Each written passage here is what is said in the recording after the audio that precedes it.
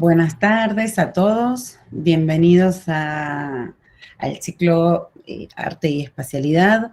Hoy nos visita un gran artista, Horacio Zavala, que va a compartir con nosotros algunas de sus reflexiones sobre su vasta producción artística. En particular nos vamos a detener en aquellos trabajos que se vinculan más directamente con los temas que discutimos en el GESIT, en nuestro grupo, el grupo de Historia y Epistemología de las Cartografías y las Imágenes Técnicas.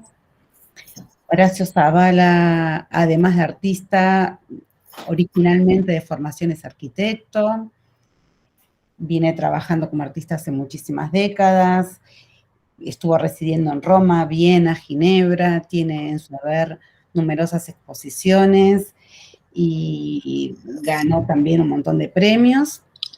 Lo invitamos a charlar, vamos a hacer una pequeña entrevista para que él nos presente su proceso de trabajo, luego vamos a ver algunas de sus obras y luego queda abierto el micrófono, el espacio para que charlemos entre todos.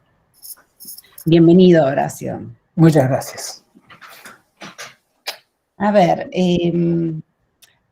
podemos decir que los mapas crean, en general, una zona de confort, es una imagen bastante tranquilizadora, pero los artistas tienden a expulsarnos de esas zonas de confort a partir de las intervenciones que hacen sobre ellos. ¿Qué nos podés contar de tu propia motivación para intervenir? Sí, en particular, bueno, mi manera de hacer, mi manera de trabajar con los mapas que son, se los puede definir como imágenes reducidas de la realidad, ¿no es cierto? Imágenes con las cuales podemos pensar, manipular, etcétera, etcétera. El hecho ya de que sean una reducción es importante desde un punto de vista conceptual, porque, digamos, yo por lo general, bueno, tengo diferentes técnicas para modificar esto que el mapa conocido, el mapa que conocemos desde la escuela primaria. O sea, desde la escuela primaria un poco se basa la identidad geográfica, identidad política, lingüística nuestra, a través de estos mapas impresos, mapas que se compran en cualquier librería, en cualquier kiosco, y que sin duda son, se los podría, dentro del arte, no son más que lo que Duchamp había definido ready-made, o sea, un recién hecho, algo ya hecho, algo que ya está constituido.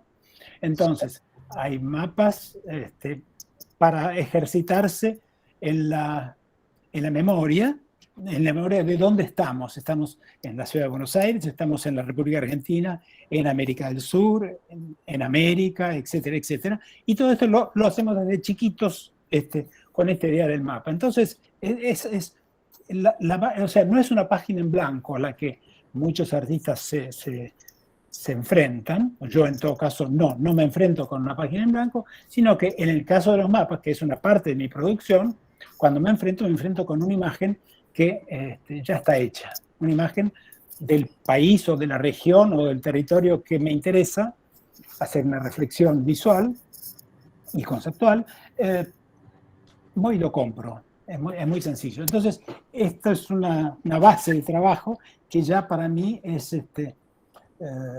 está dada por la realidad sociocultural en la que vivo. De esto que decís me surgen dos cuestiones que se abren, ¿no? Por un lado, la definición que nos diste del mapa como una reducción, que también forma parte del título de esta presentación, la cuestión de la reducción mimética, y que tiene mucho que ver con el tipo de mapas que vos usás, que son esos mapas ready-made, ¿no? Mapas que se compran en las librerías escolares, mapas que se usan en la instrucción primaria, pero al mismo tiempo vos también haces otros mapas nuevos, diferentes, que crean mundos distintos, que no son una una reducción, entre comillas, que son una creación, una invención tuya. ¿A vos Claro, cómo te claro. parece esa distinción? Sí, digamos que en principio, pero ese principio es posible transgredir. O sea, gracias a que lo podemos transgredir, es que aparecen otros nuevos mundos imaginarios. Digamos que esta reducción de la realidad no solamente aparece, obviamente, en los mapas, o sea, aparece en múltiples. O sea, creo que cualquier obra de arte es una reducción de la realidad, sobre todo las obras de arte, entre comillas, figurativas, pero también las que no son figurativas desde otro punto de vista. O sea, el que tenía una reflexión muy interesante sobre el arte, la obra de arte como reducción de la realidad, era Lévi-Strauss, porque Lévi-Strauss hace una reflexión sobre, y pone como ejemplo, una obra conocida por todo el mundo, que es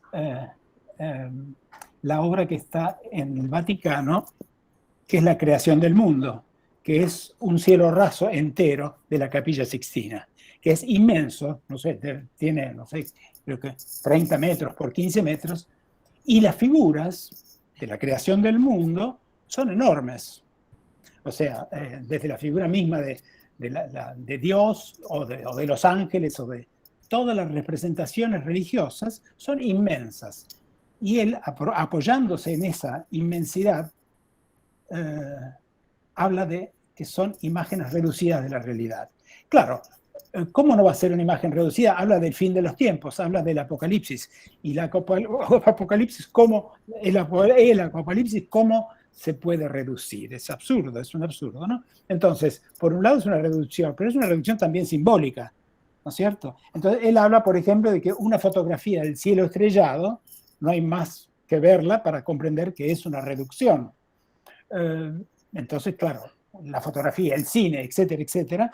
Entonces uno puede hablar de las obras en general, que son reducciones de lo que existe, y estas reducciones nos permiten apropiar, nos permiten manipularlas, ¿no es cierto? Bueno, tanto en el arte como en las ciencias, esta cuestión de las escalas, vos te estás refiriendo a las reducciones, pero también se da la operación inversa, ¿no? La magnificación. Por supuesto. En el caso de las ciencias, distintos dispositivos como el microscopio es, digamos, por excelencia, aquel instrumento que nos permite pensar cómo podemos manipular esas escalas, manipular en el buen sentido del término. Y ahí se me ocurre preguntarte si tu formación de arquitecto ha jugado algún papel importante en tu concepción y tu reflexión sobre las escalas, sea... Claro, por supuesto. Es una pregunta, sí, es una pregunta que yo también me he hecho más de una vez. Por otra parte, o sea, hay muchos arquitectos, en el caso particular de la República Argentina, que tienen formación de arquitectos, son arquitectos y un buen día se dedicaron al arte, inclusive algunos full time. Clorindo Testa es uno de ellos, Luis Benedit es otro, bueno, Uriburu es otro, o sea, que no es casual que haya más arquitectos artistas que médicos artistas o que ingenieros agrónomos artistas. O sea, en el fondo la arquitectura y el arte están, desde el comienzo de la cultura, están muy unidas. La escala es muy importante para nosotros los arquitectos, porque es lo que nos permite prácticamente el diseño. El diseño, porque es muy difícil diseñar en escala natural 1 en 1. Es muy difícil, ¿no es cierto? Por ejemplo, elaborar una vivienda colectiva, si tuviéramos que no tuviéramos esa reducción de los espacios en los que estamos acostumbrados a vivir. O sea, tendríamos que disponer no solamente del espacio real, sino tendríamos que disponer de un montón de gente que trabajara para levantar, aunque sea endeble, una pared y otra pared encima, etcétera, etcétera. O sea que el dibujo nos permite, y la reducción nos permite, trabajar en una escala en donde el ser humano es una figura pequeña de 2 centímetros, por ejemplo, y entonces es posible ese acercamiento, ¿no? Y alejamiento a la vez, porque vamos cambiando de escala. O sea, si empezamos con una escala muy pequeña, luego lo vamos ampliando hasta llegar al detalle de cómo está hecho un mueble. Por lo tanto, trabajamos en escala 1 en 1 también. Entonces, ese manipular constantemente diferentes dimensiones del espacio, de lo que llamamos realidad, nos hace tener una visión no estática, una visión cambiante del mundo, ¿no? En la cartografía, la cuestión de la escala suele ser un tema muy duro, muy rígido, muy matemático, muy ligado a la proporcionalidad. Y por lo que estás diciendo vos, tu interés está focalizado en lo conceptual, en el proceso de abstracción, en el proceso creativo. Entonces, ¿cómo definirías esta reducción? Claro, entonces, dado que yo digamos, para que mis obras basadas en mapas tengan algo que decir, o digan algo, o traten de decir algo, la intención fundamental, entonces, es trabajar con aquello que la escala, o sea, intervengo en los mapas, que son a priori, me resultan una escala reducida. ¿Cómo hago para trabajar con fenómenos como el fuego, que no tiene una escala reducida? El fuego es un fenómeno de la naturaleza, pero también es un símbolo de varias cosas. Entonces, yo digo el fuego, pero podría decir también, no sé, todas aquellas agresiones que yo le puedo hacer a la hoja de papel, a la imagen que yo tengo del océano Atlántico. ¿Cuáles son las alternativas que yo le puedo, que no son bidimensionales, sino tridimensionales? Por ejemplo, un hacha, o por ejemplo, no sé, cortar, reformar, pegar, etc. Todas las técnicas posibles, ocultar una porción, hacer o exagerar una, etc. O sea, todas estas no tienen, la escala es un problema fundamentalmente simbólico, conceptual y del orden de lo que no se puede medir. Las distancias son otras. Entonces, lo interesante del caso es que yo estoy trabajando con distancias diferentes y acercamientos diferentes a algo en que todo está, como decías recién, está dimensionado a priori. Entonces está un mapa que está hecho en escala 20.000 veces más pequeño. Entonces, en ese mapa de 20.000 veces más pequeño, yo estoy instalando un objeto que está en escala real. Entonces, ahí en esa contradicción aparente, ¿no es cierto?, de lo que yo sé que tiene un peso en mi mano, a lo que no tiene peso, que es un territorio como el Mato Grosso, que puede estar representado en una escala muy pequeña, ¿no? Entonces, ese es otro de los elementos en los que...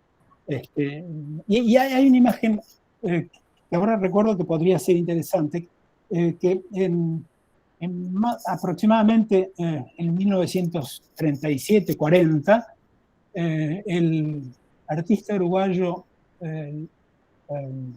Joaquín Torres García. Perdón. Joaquín Torres García. Claro, Torres García hace un dibujo pequeño, es una hoja de papel de 20 centímetros por 15, en donde México se encuentra en el sur y la Patagonia en el lugar de México. Y lo que desaparece fue América del Norte. ¿No es cierto? Entonces, en este caso, creo que la escala pasa por alto, y lo que estamos viendo es esa caprichosa, aparentemente caprichosa, deformación de lo que sabemos. O sea, sabemos muy bien que la Patagonia apunta al sur y que México apunta al norte. Sabemos muy bien que después al norte de México viene Estados Unidos y Canadá. Bueno, eso no lo vemos, eso desapareció. Bueno, a ver, un paréntesis, no es que la Patagonia apunta al sur, sino que es una convención que aceptamos Claro, todo es convencional. desde Lo que mucho sabemos tiempo. desde que somos muy pequeños es que apunta al sur sin las comillas. Sí. Está al sur. Y sabemos, sin las comillas, que América del Norte y Canadá están al norte. Eso es lo que también Torres García sabía. Y Torres García utiliza este esquema, y el dibujito es un dibujo a lápiz sobre papel que podría haberlo hecho un chico de 10 años. Él creo que tenía 70 cuando los hizo. Entonces, no solamente utiliza un mapa, sino que utiliza las convenciones que él mismo estudió acá enfrente, en Uruguay, para contar otras cosas. Está hablando de la desaparición de América del Norte, está hablando de la desaparición de lo que sabemos, bueno, hoy justamente que los norteamericanos, el ejército norteamericano se retira de Kabul. Sabemos muy bien qué es lo que representa geopolíticamente América del Norte. Y él hace eso en 1937, cuando los norteamericanos ni siquiera habían ido a la Primera Guerra Mundial, o bien estaban por ingresar en la Segunda. Entonces, y está hablando de cosas que hoy nos siguen utilizando la geografía. Un poco más adelante, unos años después, en el 57, un artista francés que murió, que se llamaba Yves Klein, lo que hace es trabajar con un globo terrestre.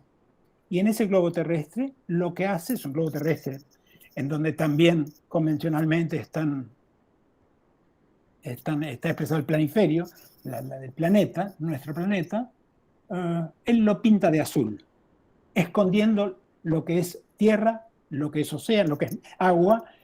Es solamente un globo azul. O sea, desaparecen todos los territorios, los límites, las fronteras trazadas, etcétera, etcétera, no están más. Entonces, dos antecedentes de mis obras, hay más, por supuesto, pero estos dos están cerca y son apropiaciones, digamos, libres, absolutamente libres, de algo que también se compra acá en la esquina, ¿no? Que se compra en la librería, que se compra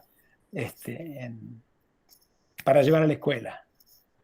Bueno, lo de Klein fue un trabajo tan radical que de hecho ese azul hoy lleva el nombre de azul Klein. Porque claro, él patentó el azul, claro, sí, él lo patentó con su nombre, con su apellido. Como tal, o sea, no solo que llenó el globo terráqueo, la superficie del globo terráqueo de un color homogéneo cuando no lo es, sino que jugó con la idea del globo azul que ya había difundido la NASA.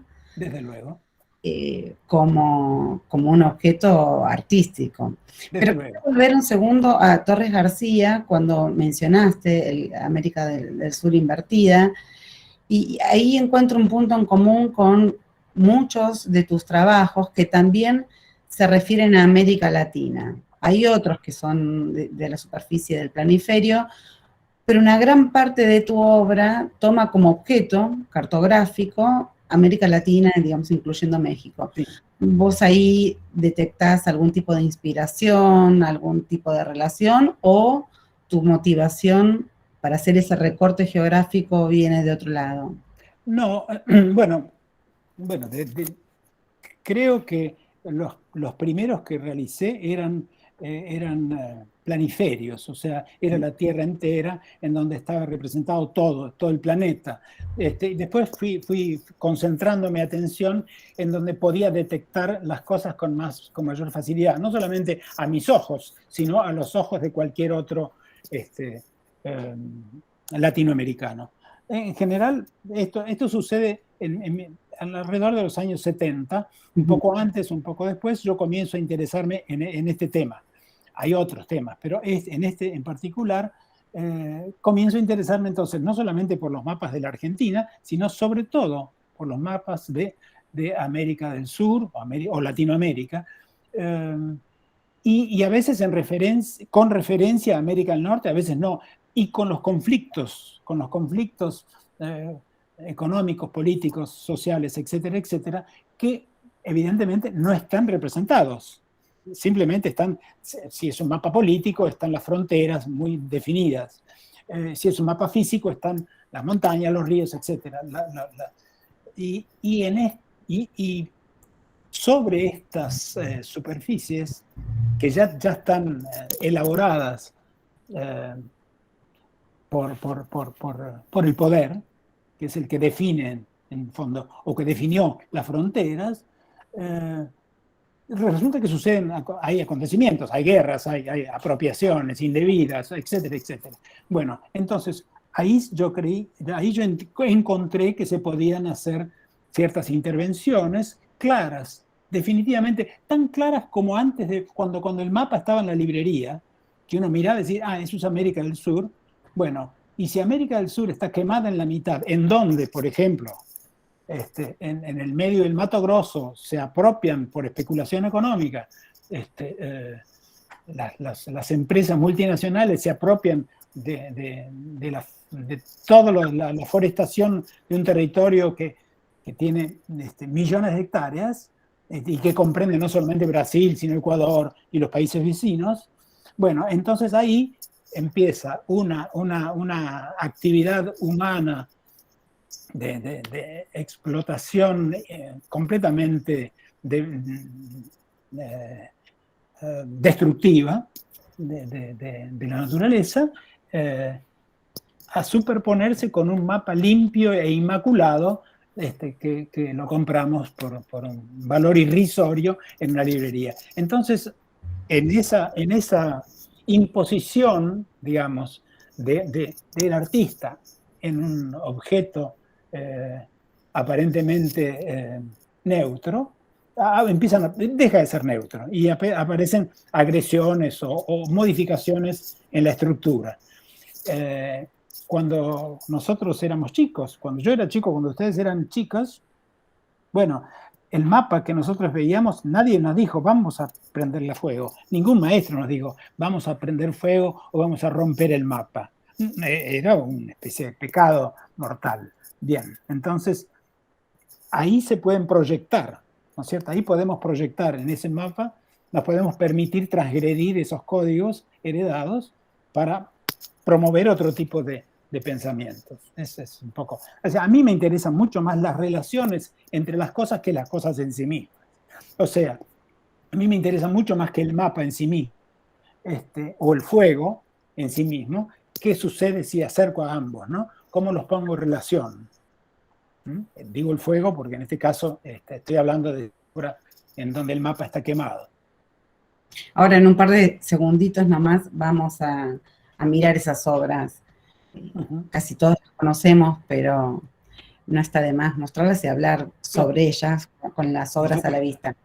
Pero antes de ir directamente ahí, quería preguntarte si vos considerás que hay alguna razón para esa coincidencia temporal entre tus obras cartográficas con este tipo de intervenciones, algunas bastante brutales, y la situación política, el contexto de los 70 en general, sobre todo en América Latina, porque ahí es un momento en el que tus obras toman como foco América Latina de diversas maneras. Si eso te inspiró, tu exilio, ¿no? O sea, si encontrás algo ahí. Claro, bueno, no particularmente eso fue uno de los motivos por dejar el país, no particularmente, pero otras obras que hacía paralelamente a estas, a las otras sí tenían más que ver, pues, y que tenían más con mi profesión de arquitecto, pues comencé a hacer anteproyectos de cárceles. Un año antes que aparecieran las cárceles de la dictadura militar. O sea, las condiciones en las que estábamos viviendo en esos años 68, 70, eran tales que dejaban que uno, no solamente yo me puse a dibujar eso, a imaginar cárceles inclusive flotantes, y luego se supo que había barcos, ¿no? Que también, bueno, yo me puse a imaginar ese tipo de, y eso sí, era porque eso era una cosa oculta, digamos, ¿no? O sea, todo ese tipo de represión institucionalizada no estaba a la vista. Y entonces eso sí era una cosa que era un trabajo en que no solamente yo, o otros artistas que hacían otras cosas similares, no teníamos lugares de exposición. O sea, el lugar donde se veían mis cosas era mi taller, mi propio taller, o el exterior, o lugares que no eran en América del Sur, particularmente. Entonces, sí, había otras obras, ¿no es cierto? Así como había acciones, digamos, no en la intimidad del taller, sino en la calle, arte en la calle, arte público, etcétera, etcétera, que bueno, que eso estaba completamente prohibido. Entonces, cuando se pasaban ciertos límites, el poder no lo podía tolerar. Entonces yo creo que, bueno, lo conozco por dentro porque fui a ver qué mapas había para comprar. El Instituto Geográfico Militar es un instituto geográfico que hace todos los mapas de la República Argentina, y no solo de la República Argentina, pero digamos, con una precisión, es decir, con la última tecnología. Entonces me di cuenta de que eso a mí no me interesaba, porque tenían yo prefería los mapas de la escuela primaria, porque me parece que eran mucho más frágiles y más terribles lo que tuvimos que ver antes, y no las elaboraciones posteriores, más científicas, hechas con satélites, etcétera, etcétera, y sino esos que eran hechos también a mano e impresos a 2 colores, etcétera, ¿no? O sea, me parecía que era como material base para los trabajos de un artista, era mucho más frágil, mucho más, absorbía mucho más lo que yo quería expresar, eso, que los otros que eran mapas mucho más, entre comillas, realistas. Y sobre esto, antes de pasar a la galería de imágenes, ¿cuándo fueron exhibidas tus obras, estas obras en particular en Argentina? Estas obras, bueno, alrededor de mis primeras exposiciones fueron en 67, a partir de 67, pero en los 70 yo pertenecía a un grupo que se llamaba el Grupo de los 13 del Centro de Arte y Comunicación, CAIC. Bueno, este era se había cerrado el Instituto de Itela y se había abierto este centro. Este centro agrupaba una serie de artistas, 13 éramos, en donde había, dentro de este específico lugar, teníamos una gran libertad de exposición, pero nos exponíamos a nosotros mismos de alguna manera. No había público de arte, no había vernizaje, unas inauguraciones llenas de gente, de público de la calle. No, era un poco un círculo cerrado. En ese círculo cerrado fueron los primeros intentos de mostrar a mis colegas lo que yo estaba investigando y ver lo que estaban investigando otros. O sea, el arte había un poco perdido el sentido, la obra de arte, entendida como un objeto que tiene que ser visto por un público que lo interprete, etcétera, etcétera, un productor que era el artista, el objeto y el espectador. Bueno, en donde se trataba, no, ahora ya no había espectadores y éramos los artistas que mirábamos obras, ¿no? Entonces, nació todo muy mal. Y no era una época en la que las cosas eran normales, entonces, bueno, esas son obras que sí que me indujeron a mí y a varios, que era mejor buscar otros horizontes. Ese es un poco el motivo. Pero bueno, creo que muchos otros buscaban otros horizontes por otros motivos, sin necesariamente pasar por el arte, ¿no? Si te parece, compartimos algunas imágenes de tus obras y seguimos charlando. Bueno. Y acá invito a todos a que también participen.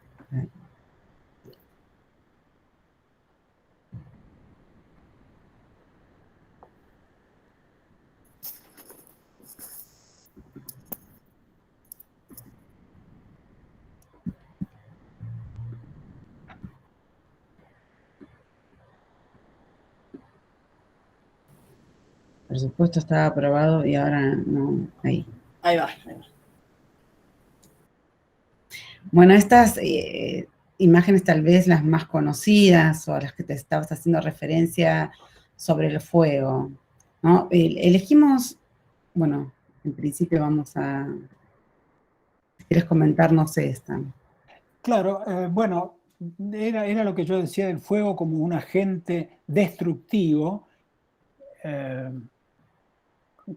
casi, obviamente destructivo, pero recién pasaste una imagen de un mapa también quemado, por ejemplo, en donde a la derecha está el mapa quemado, un mapa de América del Sur quemado en profundidad, digamos, ¿no? Desde un núcleo. Pero a la izquierda, un fragmento del fragmento 30 de Heráclito, que justamente está citado aquí, justamente lo quiero leer, así se van a dar cuenta de la importancia del fuego. La cita dice: este universo idéntico para todos no ha sido creado por ningún dios ni por ningún hombre, pero siempre fue, es y será un fuego eternamente vivo, extendiéndose con mesura y apagándose con mesura. Heráclito.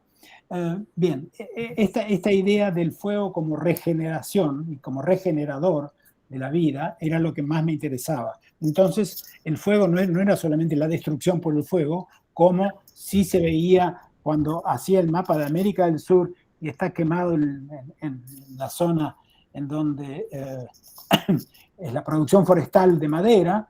Ahí era destrucción por las inmensas ganancias económicas, ¿no es cierto? En cambio, la regeneración de que habla Heráclito es una necesidad de transformación permanente.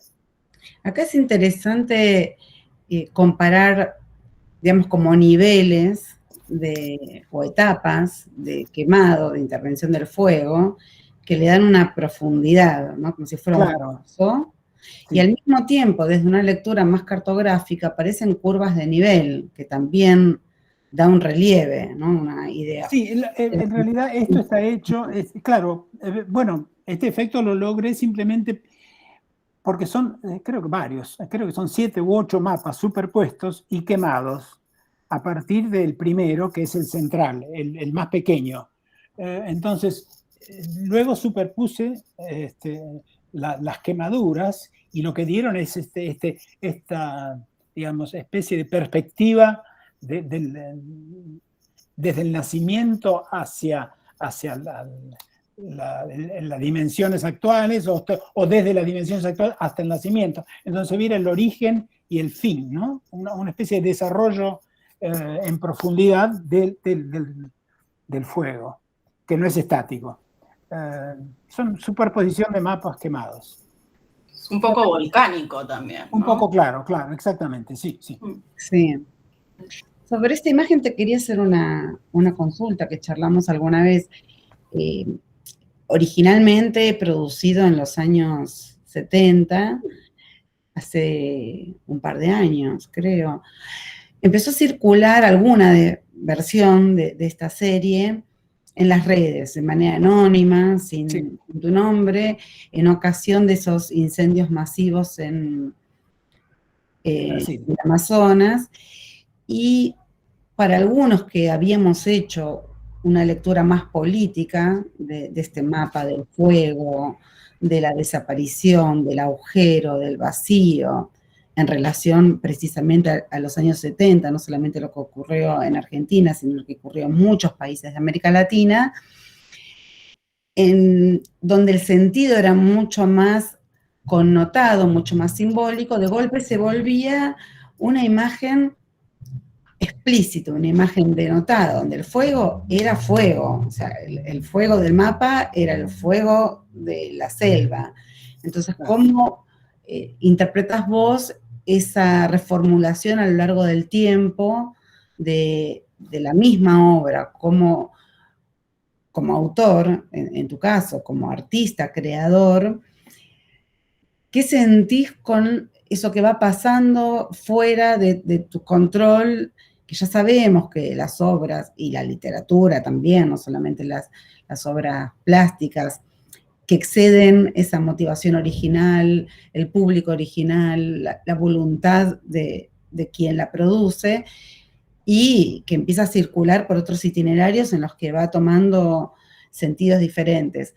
¿Cómo viviste vos esa reaparición, el momento en que emerge esa obra como sinónimo, como ícono de un proceso ecológico, una catástrofe? Claro.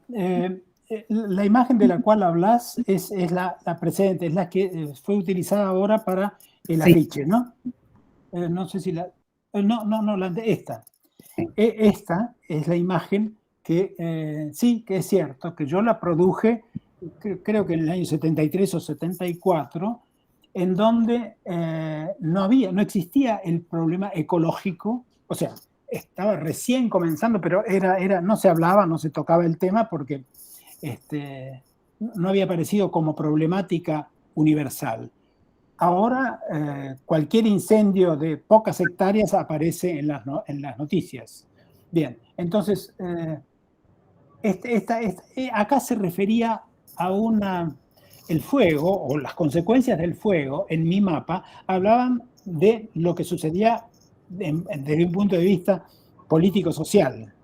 O sea, eran países, si uno mira el sector blanco, el sector quemado, está la mitad de la Argentina, está parte de Chile, en Bolivia, Ecuador, Brasil, parte del Perú, Ecuador. O sea, eran los países en conflicto en los años 70, en conflictos en donde había desaparecidos, muertos, guerras, etcétera, guerrilla, etcétera, ¿no?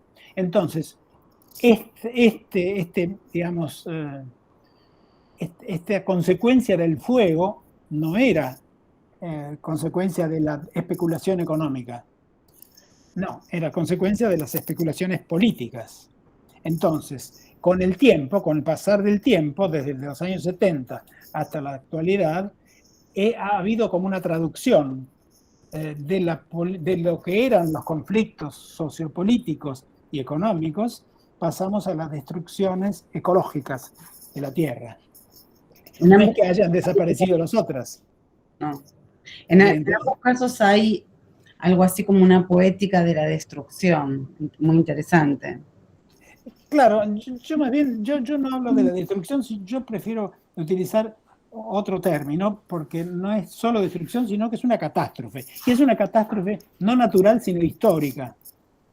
Eso son catástrofes históricas, la que yo veo o la que yo interpreto, interpretando lo que veo ahora, ¿no? De una obra hecha hace, no sé, 50 años, ¿no? Es una catástrofe. Otra cosa sería esto mismo producido por una inundación. Pero no, en este caso no, está producido por la acción del hombre, consciente. Sí, perdón, ¿no? Pero me parece también que la forma en que circuló tu obra de arte asociada a los incendios del Amazonas, etcétera, también, digamos, que hayan elegido un mapa incendiado, ahora, está asociado a lo de marcar, ¿no?, la catástrofe ecológica como una catástrofe atravesada por lo sociopolítico, económico, etcétera, ¿no? Claro, está bien. Sí, lo que sucede es que una vez que la obra se va, desaparece del control del artista y aparece o bien en un museo, en una galería de arte, o bien aparece en las redes, se escapa al control del artista, se escapa al control total. Y esto ya casi, digamos, ya no me pertenece. Yo ya, digamos, dejo de ser, o sea, soy el autor material de esto, pero no de las consecuencias, infinitas consecuencias, consecuencias de lo que yo hice, ¿no? Sí, sí. Entonces, y eso creo que es la posible potencia significativa que puede llegar a tener la obra de arte, esta o cualquier otra, ¿no? Sí, sí. Que hable de determinados conflictos. O sea que si la obra tiene la suficientemente potencia, digamos, significativa, esa potencia significativa puede crecer o disminuir. Y esa ya no tiene nada que ver con lo que intentó hacer el artista, sí, sino es lo que la sociedad o los medios están haciendo.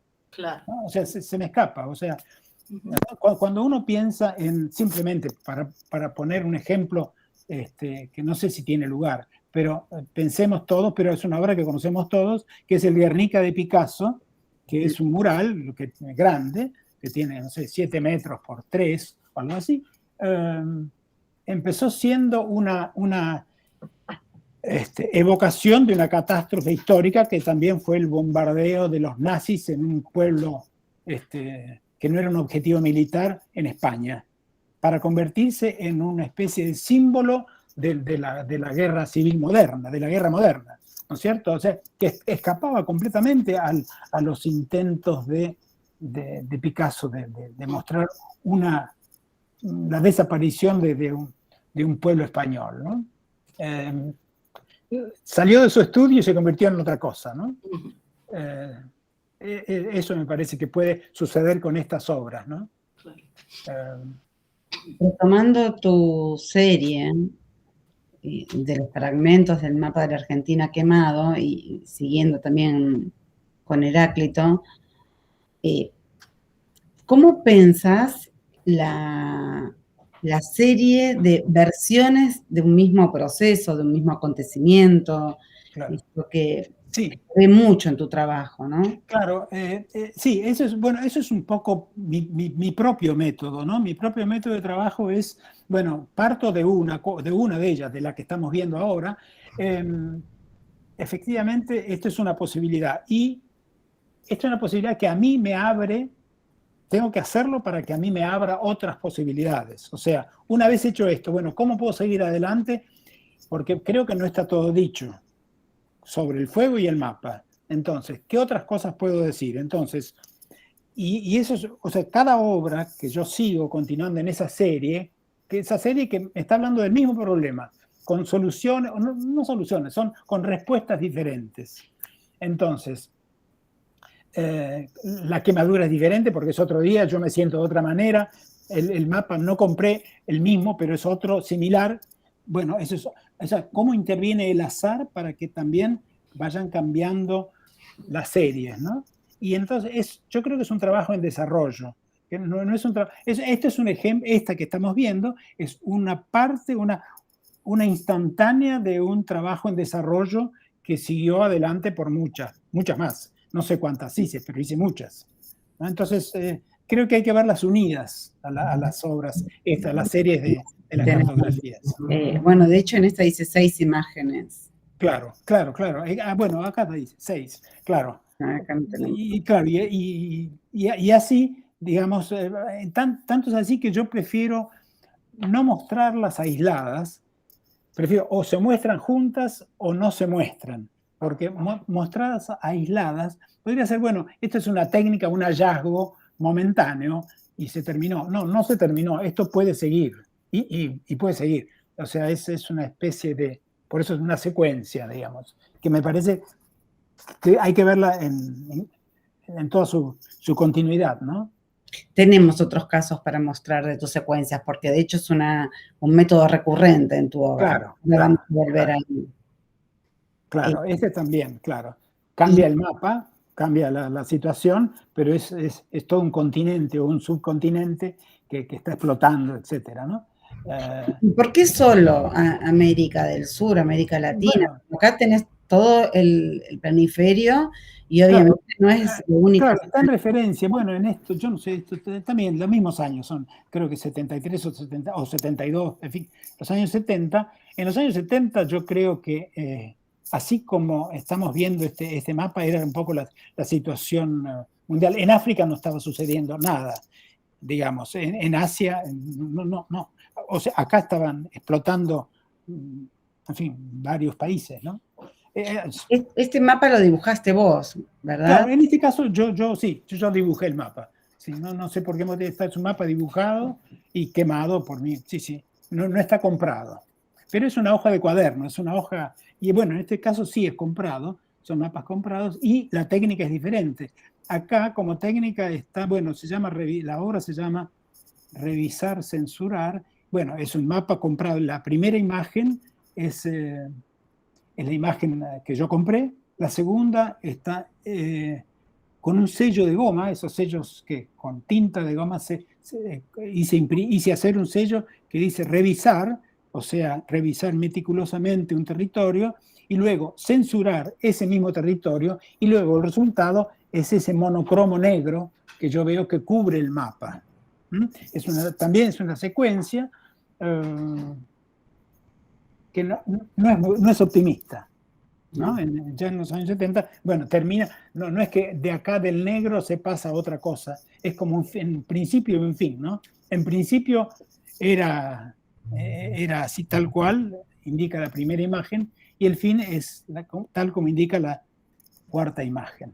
Sí, acá está clarísima la importancia de la serie como para Claro. dar cuenta de un proceso en el que, bueno, se dan estas dos operaciones, la de revisar y la de censurar, pero además se pasa del blanco al negro, ¿no? Claro, por supuesto, sí. Del negro a su totalidad, casi como Claro. el resultado o el producto directo de la censura. Claro, lógico. Sí, yo creo, y además hay una cosa que también me interesa personalmente, que es no hablo ya solamente con la imagen, hablo con la palabra. El texto acá es muy importante. Censurar la censura es como es una palabra que todos sabemos qué significa, y revisar también, ¿no? Revisar y censurar son dos cosas que de alguna manera la entendemos, particularmente en nuestro país, ¿no? Que ha sido muy extendida. Entonces, con la revisión y con la censura, lo que se logra es la negación absoluta de lo que existe, ¿no? De alguna manera, ¿no? Con esta normalización, ¿no? O estandarización. De la importancia de la palabra, porque la censura Claro, es la exactamente. Entonces, están equilibradas acá, la imagen y la palabra están imbricadas, ¿no? Enlazadas. Absolutamente. Y esto que estaba comentando, que la censura es la cancelación de la palabra, y acá la saturación de la palabra censura termina obturando también cualquier expresión posible. Sí, todo lo que se debajo de eso es invisible. Claro, exactamente. Sí, se va la luz, queda la oscuridad. Exactamente. Bueno, esto es similar, ¿no? Esto es similar, bueno, pero también es solamente un dibujo, en donde mirando de tanto mirar mapas de América del Sur, descubrí que se podía hacer un triángulo perfecto, ¿no?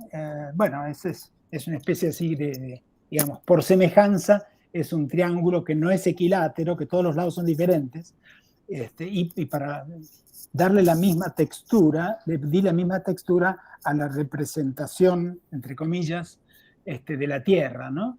Que es un grafismo que se utiliza en la arquitectura para indicar un subsuelo, ¿no? No sé cómo lo ves vos, pero una lectura posible, teniendo en cuenta tus otras series, una lectura posible de esta serie en particular, es la desaparición completa del continente, ¿no?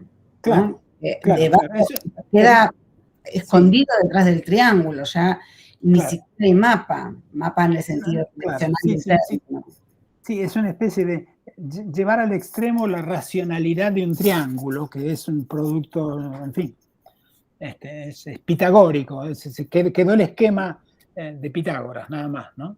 Y bueno, que es a mí me interesa mucho la posibilidad de leer, y que el sentido a lo mejor del trabajo del artista es esta lectura e interpretación, ¿no?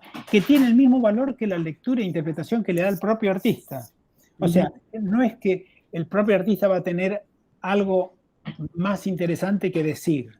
No, a lo mejor lo más interesante que decir, yo en general lo escucho a lo que dicen los que no lo hicieron, y eso me alimenta, pero digamos,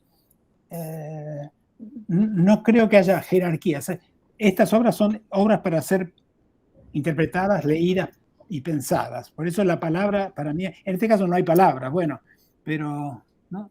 Bueno, sí, se llama, bueno, el título en este caso se llama Terra Ignota, Tierra Ignota, ¿no? Tierra desconocida. O sea que el título es como una especie de tonalidad que le doy a esta, porque si esto se llamaría ejercicios de textura, sería otra cosa, ¿no? Entonces, creo que el título es un ejercicio geométrico también. Claro, sería. una cosa así, claro, claro. En cambio, con el título uno le puede llegar a dar una tonalidad particular a la obra. Es otra por eso los cuestión. títulos son importantes. Y sí, los títulos y otra cuestión que nos vuelve algo que mencionaste anteriormente, la relación entre el diseño y la palabra, entre lo gráfico. Claro, por supuesto. Claro. Fíjate que, por ejemplo, esta es otra en las que no hay palabras. Bueno, sí hay, que son las del mapa, que yo hice coincidir este monocromo, azul, violeta, en fin, que cubre una buena parte del territorio, pero dejé del sur, porque antes del sur decía América del sur. Y el mapa creo que se llama Obstrucción del Sur, ¿no? Sí, Obstrucción del Sur, creo que se llama así. O sea, se está obstruyendo el sur, pero si dijera composición sobre mapa, sería diferente. Esto es una obstrucción. Acá no estoy haciendo aparecer nada nuevo. Estoy ocultando algo que no es nuevo. De alguna manera es eso, ¿no? Es usar la imagen para negar la posibilidad de la imagen. Exacto. Algo así. En este caso también, pero por ausencia. Son planiferios en donde van desapareciendo territorios.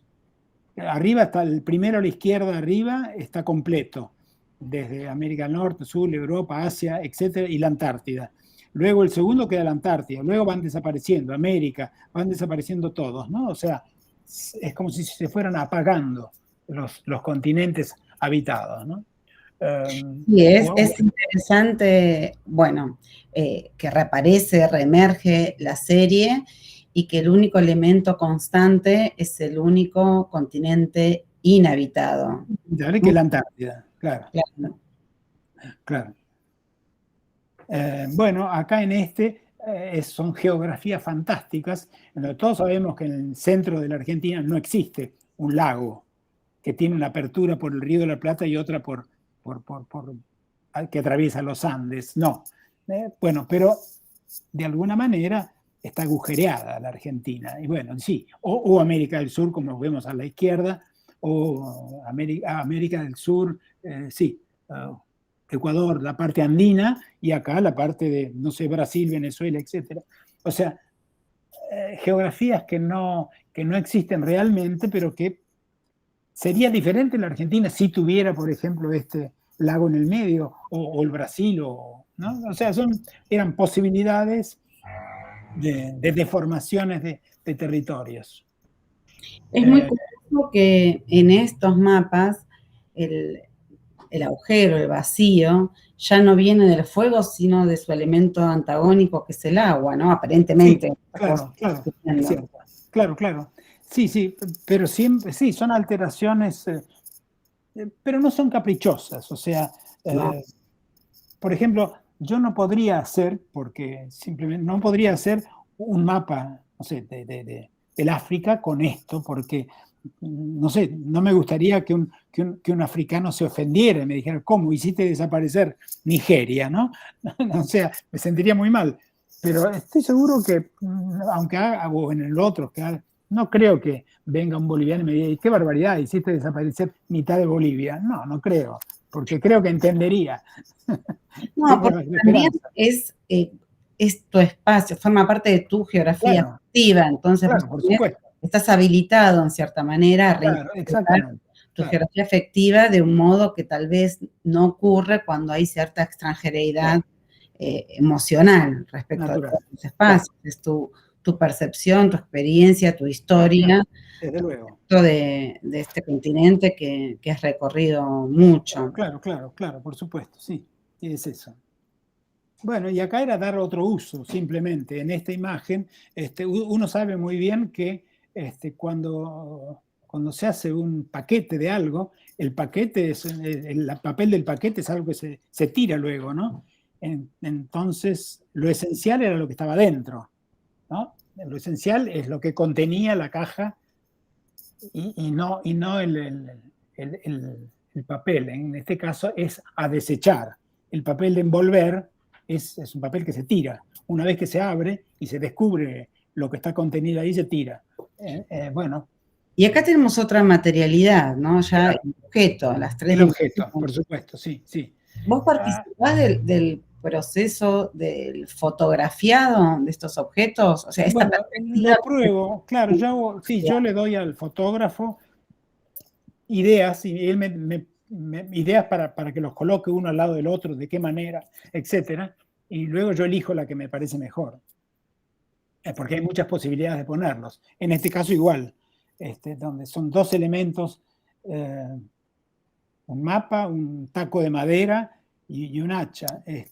Había muchas maneras. Acá era más difícil saber cuál era la mejor, porque es más complejo, ¿no? Pero acá hay dos decisiones. Primero, la decisión de exhibición, claro, por supuesto, claro, que ya va a dar un punto de vista para los espectadores, los visitantes de la muestra, y después el punto de vista de la fotografía sobre la base de ya una disposición espacial predeterminada.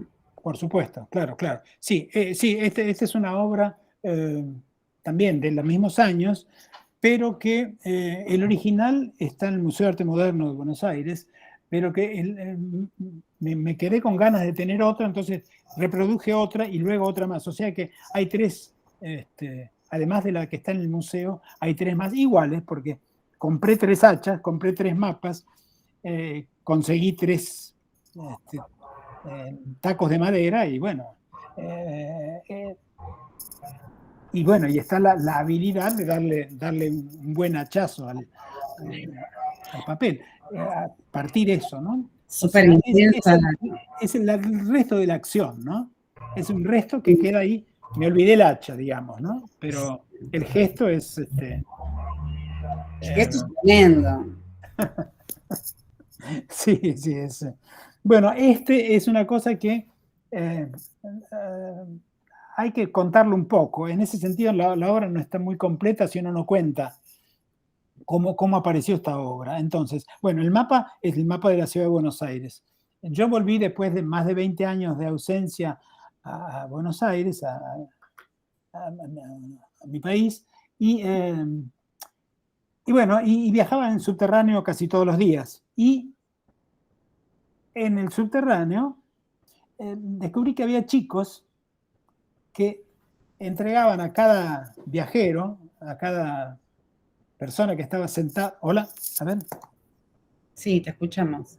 A ver. Yo no veo nada. Ah, ¿no estás viendo la pantalla? Ahí volverá. Sí, se le cortó, me parece, ¿no? Sí, ahora vuelve. Aprovecho, Marta, ahora cuando vuelva, ¿por qué no tenés ahí unas preguntas acumuladas?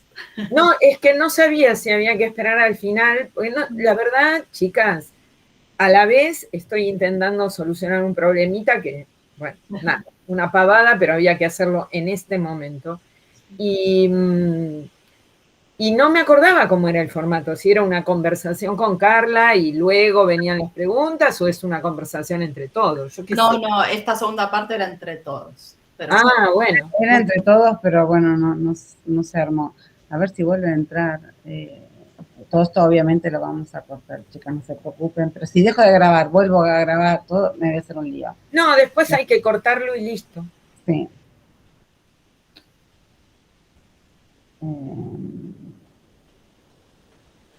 ¿Será que se puede volver a conectar?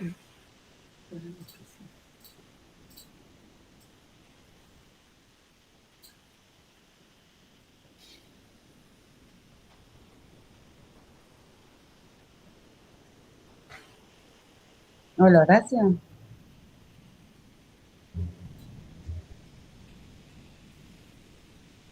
Está bien, es solo entrar al mismo link que te mandé antes. Es solo entrar al mismo link que te mandé antes y retomamos. Sí. Bueno, perfecto. No, de nada. De acuerdo. ¿Ves a compartir, Carl? Sí. Después dejo de compartir y Dale. empiezan a hablar.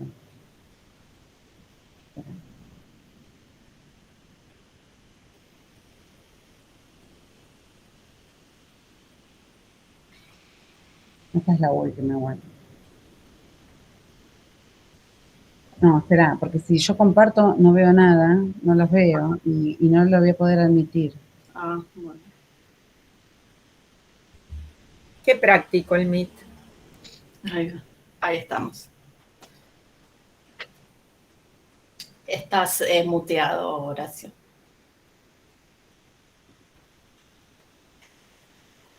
Tiene que aparecer un microfonito por ahí.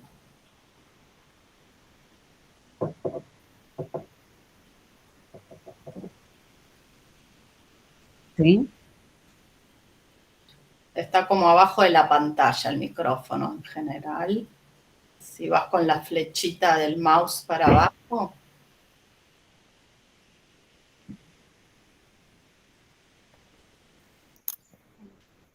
A ver, ahí estás. Hola. Ahora sí. ¿Está bien?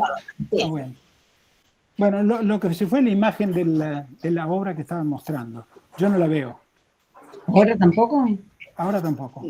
Yo tampoco. A ver. Yo tampoco. Bueno, esperen. Retomamos, ahora gracias cuando consigas verla. Era la imagen de las cajitas con un mapa de Buenos Aires. Y es la última y después abrimos la charla. Bien.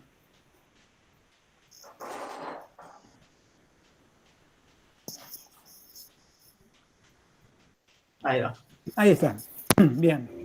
Bueno, como les decía, los chicos repartían en un vagón de subterráneo estos cartelitos que ustedes ven acá, en donde decían, escritos a mano, con una virome sobre un pedacito de papel, mensajes patéticos. Bueno, somos 5 hermanos, mis padres no tienen trabajo, por favor, ayúdenos. Ese era un poco el general. Y abajo estaba el cartelito por un lado, y por otro lado entregaban una estampita, en general era religiosa, las dos cosas. El chico luego de entregar a cada pasajero una de estas, su mensaje y el mensaje de la Virgencita o del Santo, pasaba nuevamente y si uno le daba la moneda, uno se quedaba con la estampita. El cartelito se lo llevaba de nuevo. Y eso lo repetía, por supuesto, en otro vagón. Bueno, después de ver esto pensé que, claro, que esto, como yo lo hacía todos los días, esto se empezó a convertir en un diario de viaje. Entonces, si yo al principio empecé a colaborar dando una moneda, luego me paré y hablé con uno y les dije, bueno, yo lo que quiero es también el cartelito. ¿Cómo el cartelito? Claro, yo quiero el cartelito que vos escribiste. Y entonces empecé a pedir los cartelitos. Y por supuesto que se lo compraba también. Y bueno, llegué a tener una colección de diferentes pedidos de diferentes chicos con diferentes estampitas. Y de estas cajas tengo todavía más de 20. Y muchas más tarjetitas. Porque hice hacer yo después para presentar este trabajo en un museo, puse en cajitas y luego el mapa que me daban en el subterráneo, con las 3 o 4 líneas. Entonces ahí se completó la obra que se llamaba Diario de Viaje. Y era un verdadero diario de viaje que habían escrito ellos y que yo había simplemente recogido y ordenado. Entonces, en este caso, el mapa era... el mapa y esta charla que yo les estoy dando ahora, esta explicación de por qué este diario de viaje, creo que es parte de la obra. Entonces, esta es una obra que, bueno, que ya no mostré más, lo mostré en su momento, pero creo que para hacerla nuevamente tendría que tener un breve texto en que contara mi experiencia del viaje y de cómo se fue armando la obra con mis colaboradores, que eran los chicos que pedían monedas. Que los menciones como colaboradores, muy interesante. Y la última pregunta que te quiero hacer es, aproximadamente, ¿en qué época realizaste esto? Y yo volví acá en el 1999, en ese año, en el 99. Bueno, aquí tienen el sitio web de Horacio, donde van a encontrar más detalles sobre su biografía, sobre sus obras. Es muy amigable de recorrer. Así que ahora, después de haber tenido esta generosa presentación y una charla muy amena que nos permite ahondar en tu proceso creativo, vamos a abrir los micrófonos para que todos podamos sacarnos la curiosidad, satisfacer la curiosidad a partir de lo que compartiste. Bueno, encantado. Bueno, muchas gracias, Horacio. La verdad que tu obra a mí me fascina y tener la oportunidad de que vos nos hagas este recorrido es para agradecer, realmente. Bueno, no, a mí se me ocurrían dos cosas.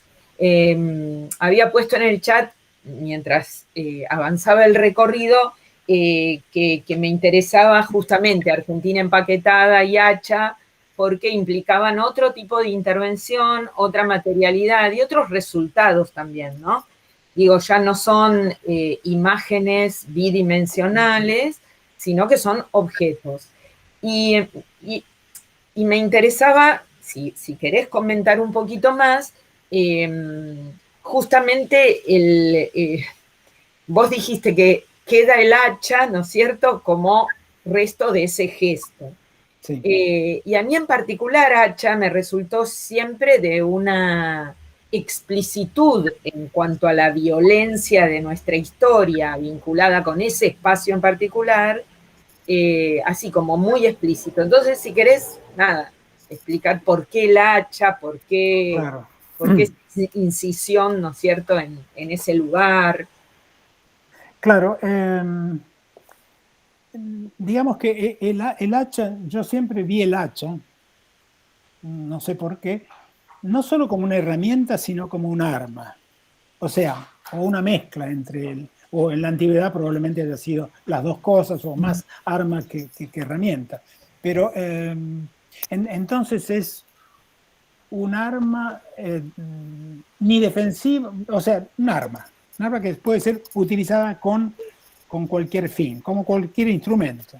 Entonces, y que me pareció lo suficientemente primitiva, no era un revólver o un arma de fuego, etcétera, etcétera, sino simplemente no sé, podía haber sido una lanza, pero más cerca estaba el hacha. Yo sentía que, y además el hacha era una cosa que yo podía comprar en una ferretería. En ese sentido, para mí eso es muy importante, la cercanía, no solo física, sino realmente una cercanía espiritual con algo de mi contexto. Entonces, eso es un poco por qué el hacha.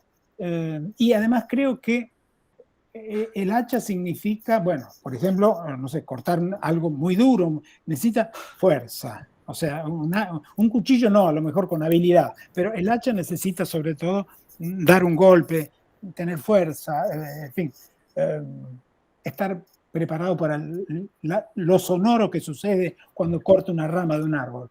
Entonces, todo eso a mí me interesaba.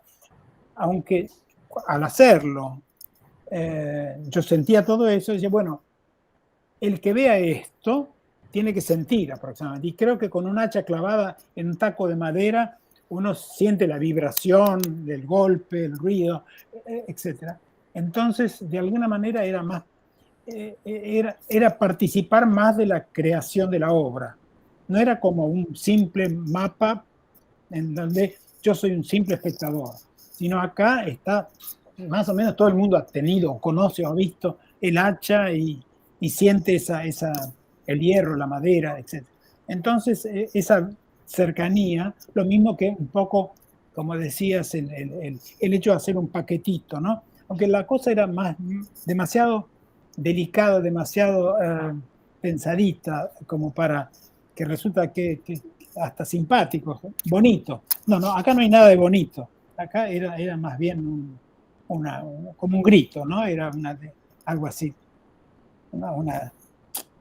Un gesto muy fuerte. Y bueno, y creo que eso, mi intención era transmitir eso. Por eso digo, es la huella. Esta obra es la huella de una acción, ¿no? Claro. Curioso el hacha, ¿no? Porque también hablaste de arma primitiva, que puede estar relacionada con la supervivencia, y si volvemos a hacer una conexión a lo que habías hecho 20 años antes, en el Amazonas, en lugar de fuego, claro, el hacha podría ser un elemento de supervivencia en el mismo lugar que por supuesto, es cierto, se ve afectado por otra tragedia. Claro, claro. Sí, es verdad. Bien. Es verdad. Mike levantó la mano. ¿Quién? Maya. Se desconectó, me parece. Se le cayó la conexión. Se le cayó la conexión. Entonces, Marta, vos estabas también... Sí, no, y lo otro era volver a esta preferencia por el mapa escolar, porque pensaba, y te lo pongo a tu consideración, a ver si ves en esto otra explicación más, ¿no? De las que vos recién diste sobre esa preferencia. Se me ocurre que los mapas escolares están abiertos a la intervención. De hecho, o sea, son imágenes prácticamente pensadas, ¿no? Sí, sí. De hecho, en el aula, yo me acuerdo cuando era chica, nos pedían que lleváramos esos mapas porque íbamos a trabajar. Claro, el trabajo que se hace en la escolaridad es confirmar las convenciones cartográficas, el conocimiento geográfico establecido. Como esa misma imagen que está abierta a la intervención, vos la utilizás, ¿no? Para todo lo contrario. Claro, sí, es cierto. Claro, yo recuerdo haber el río Paraná, ¿no? ¿Es cierto? Entonces había que dibujar en donde no estaba el río Paraná, había que dibujar el río Paraná. Claro. Pero era una invitación un poco, ¿no? A hacer algo. Están como ahí pidiendo, sí. Esperando. Tal cual. Sí, está bien. Sí, yo no lo había pensado desde ese punto de vista, pero bueno, sí, claro. Sí, está bien.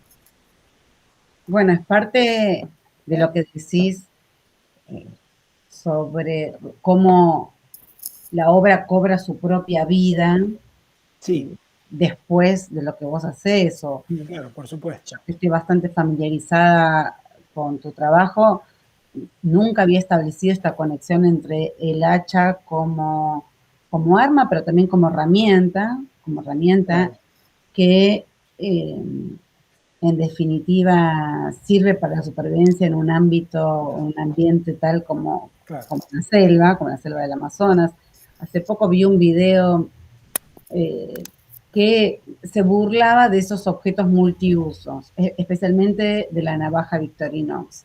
O sea que con esa navaja uno no sobrevive en ningún lado, que es la ficción urbana, de que está todo en uno, pero que con una hoja filosa de 5 centímetros uno no puede hacer nada, con un alicate en el medio de la selva no se va a querer cortar las uñas, y que en realidad, si uno quiere sobrevivir, tiene que tener un buen cuchillo o una buena hacha para poder lidiar. La lupa no sirve para nada. Tienen lupa también. Entonces, que todas estas, todos esos elementos condensados en uno forman parte más de un imaginario y una ficción que de la verdadera sensación, de verdad posibilidad, digo, de supervivencia. Claro, por supuesto. Autonomía, ¿no? O sea, sí. Yo recién pensaba esto que decía Marta, ¿no? De cómo el mapa escolar convoca, ¿no? Hacer actividades pautadas en el caso de los niños escolares. Y vos decías esto de, no se me había ocurrido, ¿no? Y pensaba esto como a veces la imagen misma, ¿no? Convoca a hacer algo. Claro. Digamos que sin duda igual lo que vos le hiciste a la imagen se le escapó al que pensó en ese mapa, digamos, así como a vos se te escapa después la interpretación sobre el incendio del Amazonas y qué sé yo. Entonces ahí también hay algo interesante de cómo las imágenes convocan a acciones, algunas imaginadas por quienes las hicieron, construyeron, etcétera, y otras no, pero que no deja de haber ahí una cadena entre acciones e imágenes que... No, por eso yo realmente creo en esta necesidad de que las obras tienen que ser interpretadas, ¿no? Y la interpretación de alguna manera las hace crecer, ¿no? Inclusive el artista tendría que estar notificado y de tener que absorber esto, alimentarse de estas, ¿no es cierto?, para seguir elaborando. Por eso yo no puedo salir de ciertas series, porque me siguen llamando todavía. Después, por ahí pasan años y miro algo y digo, esto todavía le puedo dar otra vuelta de tuerca, ¿no? No todas, y a veces uno se equivoca. En general, la mayor parte de las veces uno se equivoca y no sirve. Pero bueno, a veces no. A veces uno tiene suerte. Pero para mí es fundamental la interpretación, porque de alguna manera el artista también interpreta, por supuesto, obviamente, todos interpretamos, pero es más bien un traductor, ¿no? O sea, yo hago una suerte de traducción, interpretación, traducción mezcladas, de, no sé, por ejemplo, del hacha, para incluirla en una obra y que con eso y otras cosas más funcione para tal o cual. Pero yo no sé muy bien para qué. Creo que no hay un para qué o un por qué. No sé, o uno se lo inventa, pero digamos, es aleatorio. Porque a lo mejor para algunas personas sí funciona, para otras no, para otras funciona de una manera que se escapa completamente a las intuiciones que uno podía tener. Entonces, por eso, sin exposición, eso que yo decía que en los años 70 uno, no sé, el artista trabajaba y no mostraba las obras, salvo algún colega. Entonces, era prácticamente una actividad que el fin no puede ser nunca uno mismo. Yo no quiero tener mis obras mirando mis propias obras. No quiero saber nada. Es más, no las tengo a la vista. Y en cambio necesito la mirada del otro. Entonces, la obra de arte realmente necesita. Bueno, un libro necesita ser leído por otros, no por el escritor mismo, ¿no? Es la misma cosa. Sobre eso del libro, el escritor Sándor Márai comentó en uno de sus libros, En Tierra a Tierra, la paradoja de ser escritor en un idioma que no va a leer nadie y que necesariamente va a tener que ser traducido. Cómo le dolía esa sensación de que su palabra nunca iba a llegar a esos lectores, y que él no escribía para sí mismo, él escribía para esos lectores y que necesariamente iban a ser mediados, ¿no? Y lo frustraba, le dolía. Entonces es interesante esto que decís vos, que uno no escribe, no produce para uno mismo. Claro, por supuesto. Claro. Sí, sobre todo en el caso de un escritor que no escriba entre húngaro, creo que, ¿no? Que era Márai. Claro. Entonces, los húngaros son los únicos que podían leer sus obras. Uno que si no era traducir a otras lenguas, era un esfuerzo inútil. El mercado lector era demasiado reducido. Claro. Horacio, ¿querés agregar algo antes de cerrar? Bueno, primero, obviamente, dar las gracias por las intervenciones, porque, bueno, me han dado un montón de ideas. Y realmente yo creo que yo no he abandonado ninguno de los temas que he comenzado, ¿no? Están ahí, a veces no los toco por años, pero están ahí esperando que volver. Y entonces, este tipo de comunicación oral y visual también, pero sobre todo oral, de hablar y escuchar, y etcétera, y pensar, me da estas oportunidades para volver con otra mirada, ¿no? A obras a lo mejor que no hubiera tocado, no hubieran quedado ahí, ¿no? Eso es importante, sí, sí. De más está decirte que para nosotros es súper enriquecedor tener tu palabra, tus comentarios, porque conocemos tu obra y no siempre uno tiene acceso a preguntarle al artista, al creador, cuestiones. A veces es una decepción también. Porque a las veces, son muy buenas, a veces muy buenas es y las respuestas son pero no es este claro. caso. No es este caso, todo lo contrario, te diría. Menos mal. Sí. Así que agradecemos mucho que hayas aceptado la invitación. Bueno, muchas gracias a ustedes, a vos en particular. Bueno, yo soy una especie de analfabeto informático, pero en fin, llegué a más o menos, no es la primera vez que lo hago, pero pero me cuesta mucho más. Fantásticamente bien. Interesante hubiera sido tete a tete, pero bueno. Claro que sí, por supuesto. Ya habrá Bueno, oportunidad. ya no lo descartemos, ya habrá oportunidad. No lo descartemos, eso, claro que no. Entonces es un doble agradecimiento a tu generosidad para compartir con nosotros tus reflexiones y también tu predisposición a remontar estas dificultades o esos obstáculos técnicos que son un desafío. Bueno, les voy a mandar, entonces, por supuesto que sí. Encantado con todos. Adiós. Muchas gracias. Chao. Adiós.